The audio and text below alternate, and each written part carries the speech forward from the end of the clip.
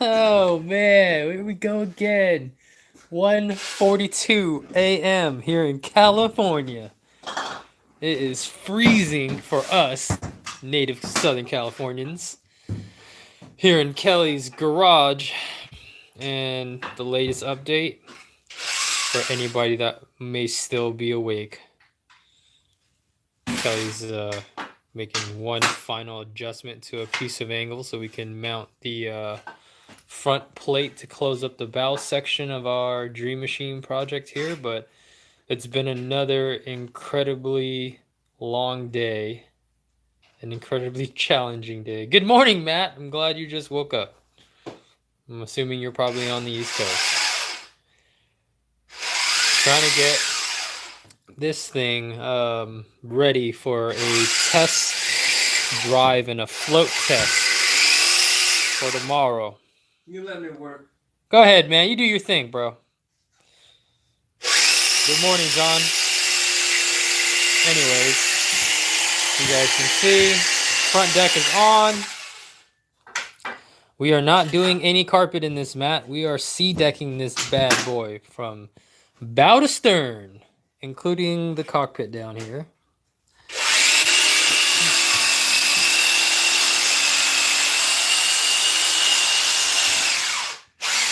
I guarantee you that's safe. Yep. Kelly's just making a little notch on the piece of angles to accommodate all the wiring that we've been doing.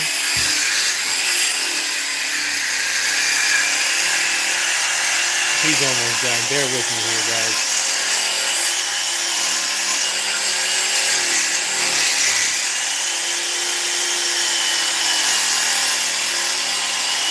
Nice, John.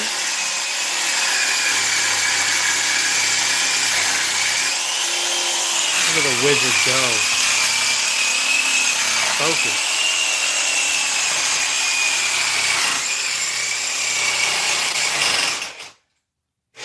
All right. Sweet. And he's done. So, whew, man, I can't wait to get back to Texas. Gonna spend some time there this spring. Maybe fish Rayburn. Back on Fork. We'll see how much time I have, but schedule's looking pretty tight. So speaking of tight schedules, trying to get this thing out on the water tomorrow for its first float test on none other than my home lake, Pudding Stone Reservoir. Look at that, man. It's a man's game. Show that angle who's boss, Kelly. Look at that. You can't buy that kind of confidence, people. You got to earn it. Well, we've been at it, wiring up all the electronics that we mounted yesterday. So Hyrowave H2, wired to some 22 gauge. Panoptics Livescope, wired to, I believe, what was 14 gauge. Transducer for the Garmin EchoMap that you see here mounted on a RAM mount. That is on some 16 gauge wire. Everything is neatly fed through that access port there in the bow, run all the way down to the battery compartment here through some PVC pipe, and then Kelly is gonna finish wiring up the back end of all those electronics to the house battery there. As you guys can see, we are running Blue Top Optima 27 series batteries. And I was initially going to try to save some weight and maybe go with like a 24 series battery. But as you guys can see, that's a lot going on up there. And then we made the decision to add a second EchoMap 94 Plus, I believe. So that when I'm sitting here on the big motor like this, I can actually read my contour lines and maps instead of trying to rely on my incredible vision a good 10 to 12 feet away. So yeah, the guys actually sold me on that. I was actually trying to not spend another load of money on electronics, but welcome, Masturbator Rios. Glad you can join us. It's been quite the day, huh, Kelly? Yeah, it's a lot of work, a lot of little detail work. Just the stuff that you can't even see, it's underneath, and all the routing and wiring. It's a lot. That's the point, though, right? You have So to. we can't see it. It's clean. I mean, it's done. It's getting done. It's just a lot of little details, all the little things that eat up your time. You know, you're fitting, checking, make sure it's going to fit, make sure everything's going to route right. You know, and there's a process of assembling it too. And if you don't assemble it in the order that it's got to be fed through and run in different stages and levels, then you got to dismantle stuff and reassemble. It's like a puzzle, you know. So we're working at different stages and different levels and working our way through the bottom, from top to bottom, and now we're working to the transom. Once we get everything established up here, we're good. Faceplate, and then the hydro wave, and then we're done. And then we're going to be wiring up the rest for fuses, Perco, crossover battery for 24. Everything's already pretty much there. We just got to assemble and connect, and then hardwire in the pumps, hardwire in a couple other connections, and then we're hot, we're live, we're ready to go. Nice. So that's where we'll be.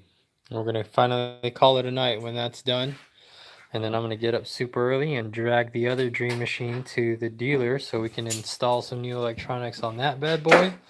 And then I'm going to rush back, pick this thing up, throw it on the back of the Tundra, and drag it out for her first inaugural launch. Oh, man. As you guys see, I've got the deck back on here somewhat temporarily, semi-temporarily. We've got the hatch. Gosh, I can't even think straight now. The handles installed. Some of them are locking. That's going to be the live well. Got the piano hinges pretty much set in there. Every other screw. So we got 5 total hinges. That back deck is pretty much ready to bolt on as soon as Kelly is done accessing that main battery compartment. We've got gas in the gas tank now. The fittings work. Oh, let me drop down there and show you guys what else we changed. Oh gosh, sorry guys. Brand new prop. So I brought this motor back home with me from Wisconsin this past fall. And this is one of the rental boat motors. And although the rest of the motor is in incredible shape, it was just serviced and everything, runs flawlessly. The propeller had seen better days. So Kelly swapped that bad boy out, put a new cotter pin in there, brand new prop. We are ready to rock. Corova hopefully will definitely be at Fred Hall at least 1 or 2 days. Is there a reason the deck is so low compared to the gunnel? Well, as you can see from the framing and the pre-existing benches here, we built the framing to support the deck literally on top of the existing framework, which is really just the 3 benches.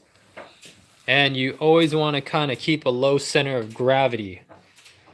I've seen guys build these things way too high, and now your boat's top heavy, and it does a lot of this. You will roll it. Oh yeah. You'll roll the boat. This is not a bass boat. No, it's a POS aluminum rental style boat. It's a tin can.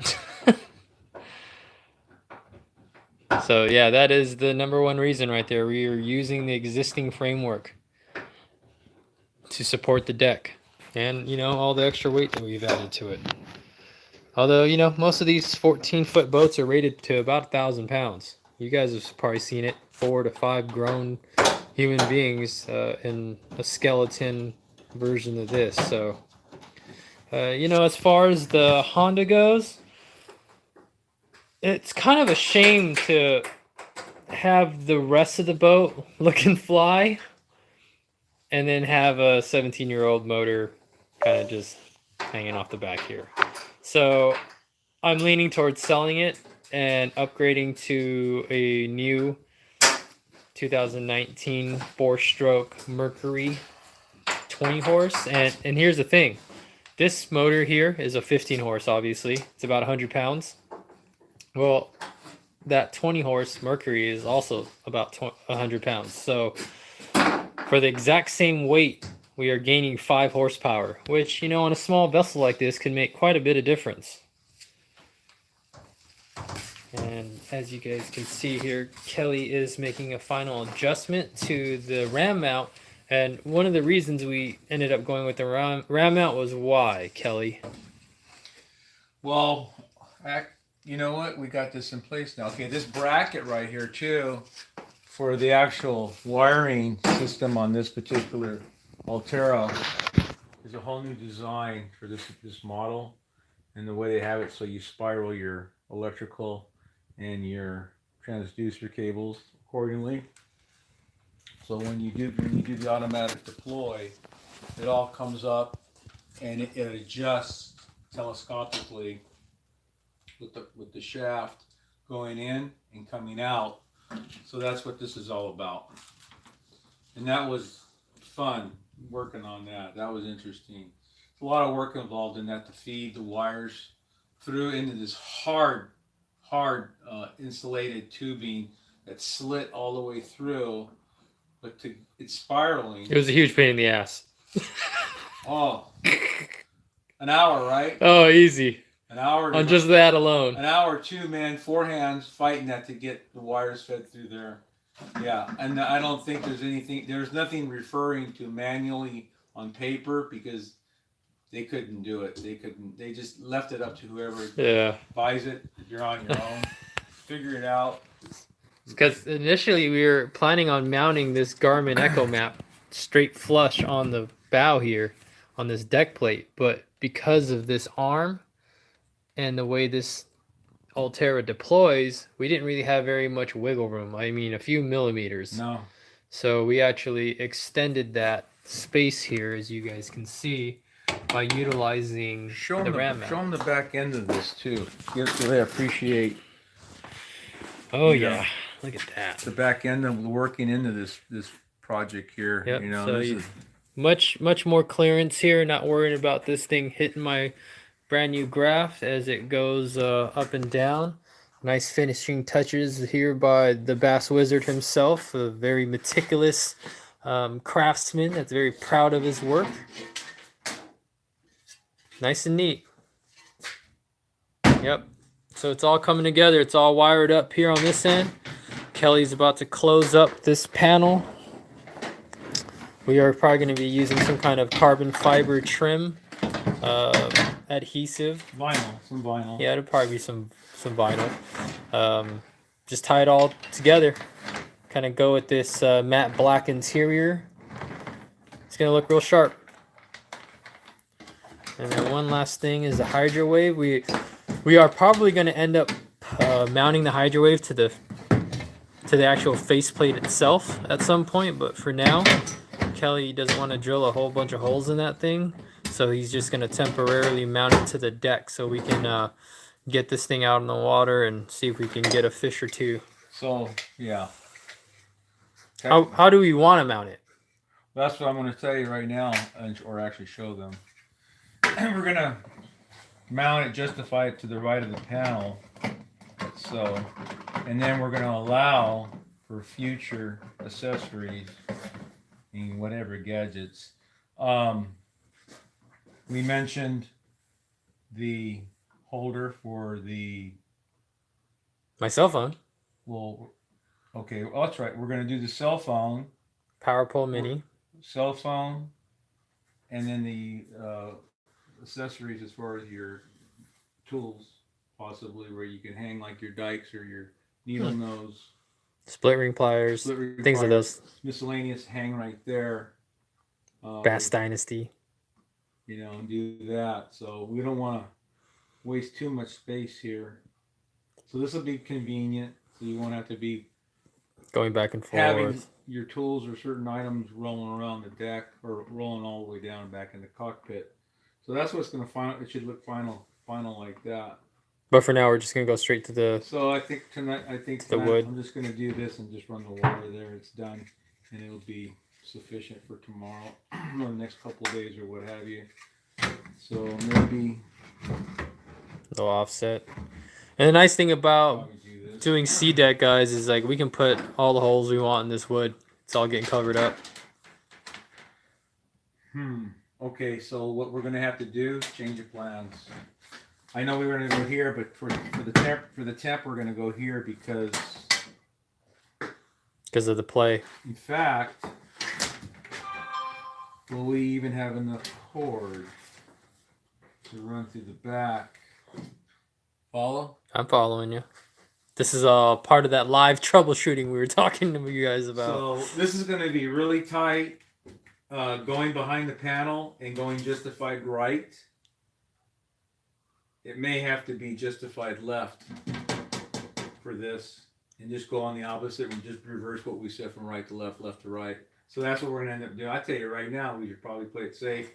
And just like I just mentioned to everybody, instead of going from here, we're going to go from here and go back this way because of the cord length. This is something I just found, I looked at right now. You have to work, you got limitations of what you got to work with and make adjustments. You can't just be in a hurry to mount it. Okay, here it is. And then they're like, wait a minute. If I'm putting this behind the panel, I got to route my wiring all the way here. And look how tight I am. You know, that's not good. So I go here, I got all this excess here. So I have more room to play with. Feel more comfortable that way. So awesome. Well, you guys seen it right here, live for yourselves. That's what we're doing now. So on the fly adjustments all day long. You're just making the adjustments as we go. Follow the yellow brick road. All right, guys. Well, thank you guys for joining us. That is the latest update on the build here. Good news is we should be able to get this thing on the water tomorrow at some point. So stay tuned. Hopefully we'll have an update from the PUD or wherever we end up launching this thing. Thanks, Kelly. Good night, everybody. Peace.